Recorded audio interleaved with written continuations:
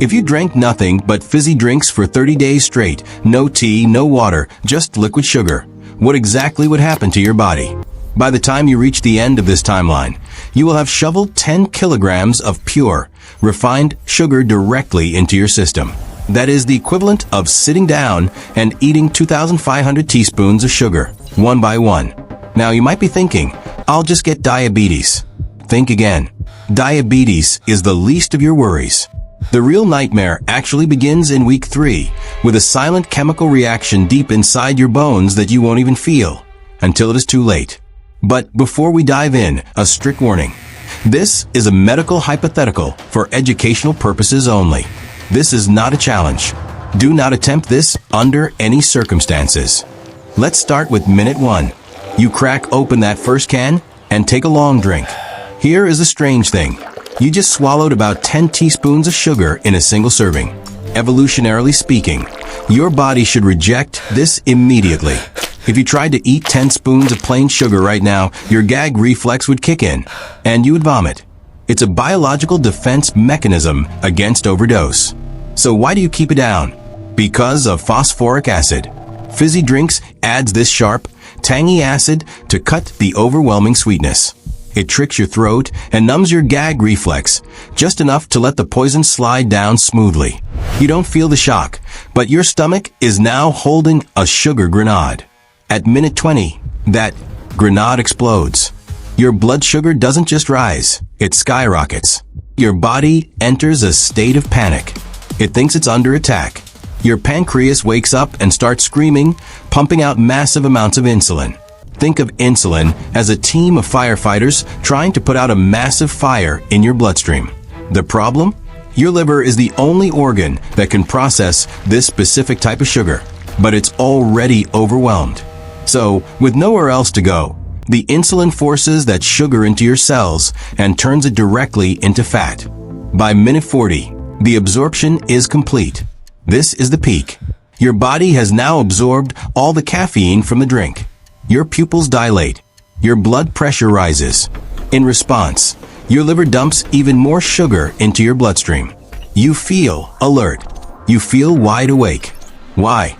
Because your brain's adenosine receptors, the things that tell you when you're tired, are now fully blocked.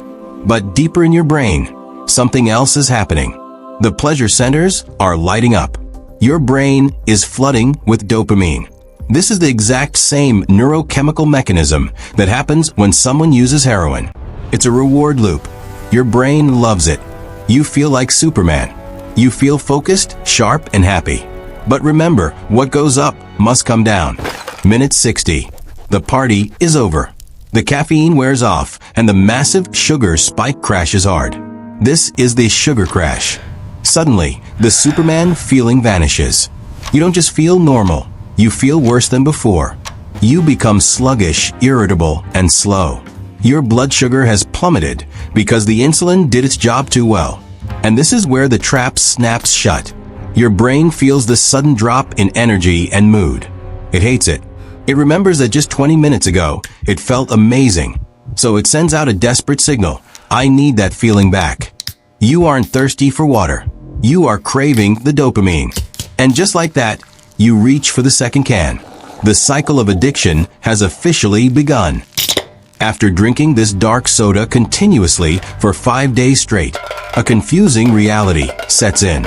You are drinking liters of liquid every single day. By all logic, you should be the most hydrated person on earth. But instead, your mouth feels like sandpaper, your lips are cracking, and you have an unquenchable, desperate thirst. This is the dehydration paradox. Here is what is happening. The massive amount of caffeine you are consuming acts as a potent diuretic. It signals your kidneys to open the floodgates. You find yourself running to the bathroom constantly, every hour, maybe every 30 minutes. But take a look at the toilet bowl. The liquid isn't clear. It's dark yellow, bordering on brown. That is a distress signal. You are urinating away your body's water reserves faster than this sugary drink can replenish them. You are drinking liquid, but you are not drinking water. But the real horror show is happening on a microscopic level. Your blood is now saturated with sugar. In science, we call this a hypertonic environment. Imagine your blood vessels are crowded highways. Usually, the traffic flows smoothly. But now the blood is thick, sticky, and concentrated. Nature hates imbalance, so it tries to fix this by diluting your blood. But where does it get the water to do that? It steals it from your cells. Through a process called osmosis, your blood literally sucks the moisture out of your healthy cells to balance the sugar levels. Think about your brain cells. As the water is vacuumed out, they physically shrivel up like dried raisins. They contract and pull away from your skull. That pounding, throbbing headache you've had for the last 3 days? That isn't just a caffeine withdrawal. That is the physical sensation of your brain shrinking inside your head due to cellular dehydration. You can't focus. You can't remember simple things. Your cognitive function is stalling. And while your brain shrinks, your stomach is on fire. You might think drinking something cold would soothe your stomach, but this liquid has a pH level of roughly 2.5. To put that in perspective, battery acid has a pH of 1. Vinegar is about 2.5. Your stomach is naturally acidic, yes, but it relies on a protective layer of mucus to keep that acid from eating through the organ wall. But this constant bombardment of high acidity liquid begins to wear that shield down. You start to feel it in the middle of the night. A sharp, searing pain rising up your chest. Acid reflux. The valve at the top of your stomach, the esophageal sphincter, gets irritated and weak from the caffeine, allowing stomach acid to splash up into your throat. It feels like liquid fire is sitting in your chest. You drink more of the cold soda to put out the fire, but you are only pouring more fuel on the flames. Your digestive system is beginning to revolt. By day 14, the burning in your chest is actually the least of your problems. While you were distracted by the headaches and the acid reflux, the damage has moved deeper. It has reached the engine room of your body, the liver. This is where the biology gets terrifying. You see, the sugar in this soda is roughly 50% glucose and 50% fructose. Glucose is fine. Every cell in your body uses it for energy. But fructose? Fructose is different. Only your liver can process fructose. Normally, your liver handles small amounts from fruit without issue. But you aren't eating fruit. You are flooding the system with a tidal wave of liquid concentrate. Your liver is now overwhelmed. It has zero capacity to turn this much energy into power. So, it flips a panic switch. It activates a process called the Novo lipogenesis. That is a fancy scientific way of saying your liver turns the sugar directly into fat. And this brings us to a dangerous illusion. Go look in the mirror. Do you look obese yet? Maybe a little bloated, sure.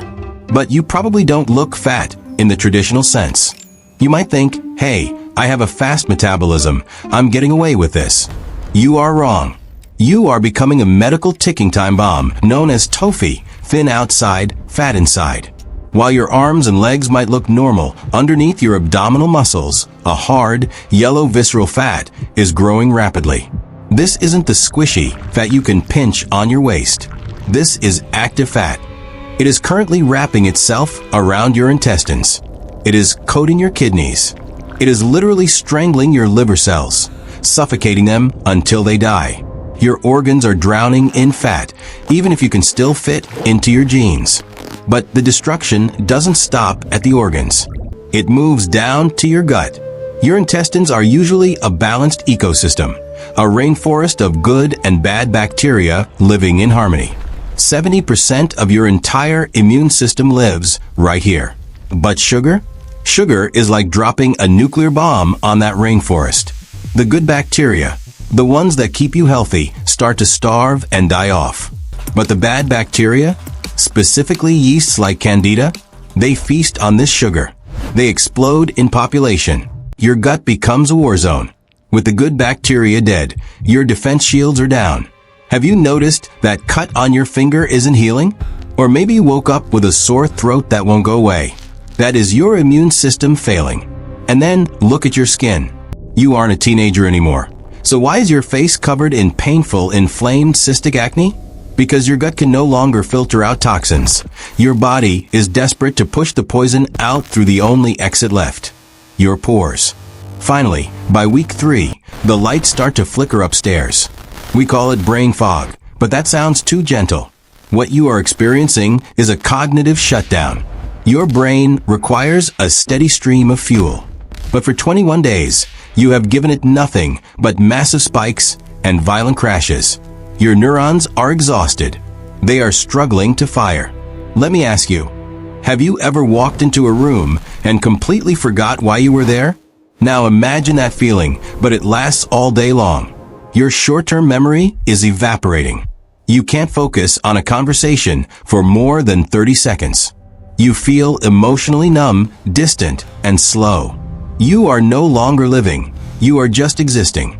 You have become a walking, breathing zombie, shuffling through the day, waiting for the next sugar hit just to feel normal again. But you have no idea that the worst is yet to come. Because while your brain is shutting down, your bones are about to start dissolving. By day 28, the systems stop fighting and start failing. Remember that warning I gave you at the very beginning? About the hidden chemical reaction inside your bones? It is happening right now. You see, that dark soda is loaded with phosphoric acid. Under normal circumstances, you pee this acid out. But you have ingested so much of it that your system is now critically acidic. Your body has one priority: survival. It must neutralize that acid before it kills you. To do that, it needs a base mineral. It needs calcium.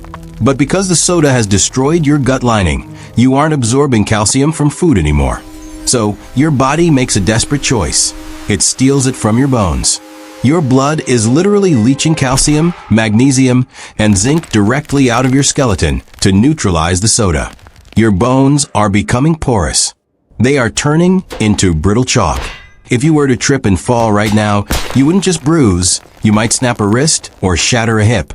But that stolen calcium has to go somewhere. And this leads to the most excruciating pain known to medicine. All that calcium is filtered through your kidneys, where it combines with the acid to form solid, jagged crystals. Kidney stones. You feel it suddenly, a sharp, stabbing pain in your lower back that wraps around to your groin. It feels like someone is twisting a knife inside you. Doctors call this renal colic, and many women have described it as being more painful than childbirth.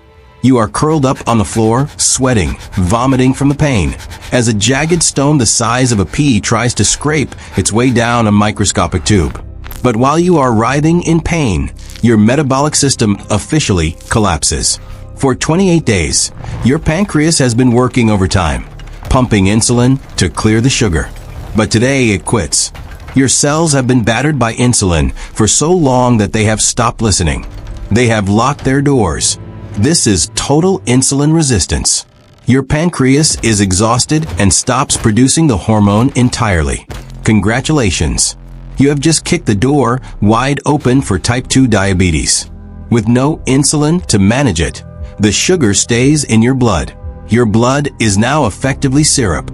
It is so thick that it can't squeeze through the tiny blood vessels in your eyes and kidneys. These capillaries start to burst.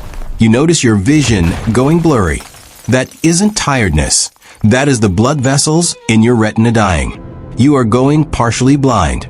And finally, the last pillar falls. Your brain. Your dopamine receptors, the things that make you feel happiness, are completely fried. They have been overstimulated 24/7 for a month. Now they are burned out. If you go just 1 hour without drinking a can, you don't just feel sad. You fall into a deep chemical depression. Your hands start to shake uncontrollably. You feel a sense of impending doom, intense anxiety, and paranoia. You are no longer drinking because you want to. You are drinking because you are terrified of the withdrawal. You are trapped in a broken body that is dissolving from the inside out. And the scary part? Some of this damage is permanent. Now, take a deep breath. Step back from the nightmare scenario. You are probably thinking, relax, I'm not crazy. I don't drink 10 liters of soda a day. But here is the brutal truth. You don't have to be crazy to destroy your body. You just have to be consistent. If you drink just one single can a day over the next 10 years, you will still accumulate about 40% of the damage we just described. You are still inviting non-alcoholic fatty liver disease. You are still slowly eroding your bone density. You are still inching towards insulin resistance. And please do not lie to yourself and say, "It's fine, I'll just work it off in the gym." Do the math. To burn off the calories in just one can of soda, you have to run 5 kilometers every single day. Are you really doing that? Probably not. The golden rule of physiology is simple. You cannot outrun a bad diet. But let's flip the script entirely. I want to ask you a question that might break your brain. If sugar is energy, and if we need it to survive, what happens if you stop eating it completely? What happens if you cut your sugar intake to 0 starting today? How long would you survive? The answer is forever. This is the zero sugar paradox. In nutrition science, there are essential fats that you need to live. There are essential proteins. But there is no such thing as an essential carbohydrate. If you stop eating sugar right now, your body doesn't shut down. Instead, your liver initiates a backup generator called gluconeogenesis. It starts converting your stored body fat and the proteins you eat into clean fuel for your brain. Do you understand what that means? It proves that this dark, fizzy liquid is not food. It provides nothing your body needs to exist. It is a biological toy. It is a recreational drug that we have been tricked into treating as a meal. So what do you do now? Do not try to quit cold turkey today, or you will crash. Your brain will punish you. You need to hack the system. The swap rule. Next time you crave that fizzy burn, grab a bottle of sparkling water and squeeze half a lime into it. The cold temperature, the carbonation, and the citric acid will trick your brain into thinking it's getting the soda, but without the poison. And I have a challenge for you. Try to go 0 added sugar for just 7 days. I will warn you, day 2 will be miserable. You will have a headache as the toxins leave your system. But by day 5, the brain fog will lift. You will feel a level of mental clarity you haven't felt in years. Try it. Come back to this video and comment below if you survived. Good luck.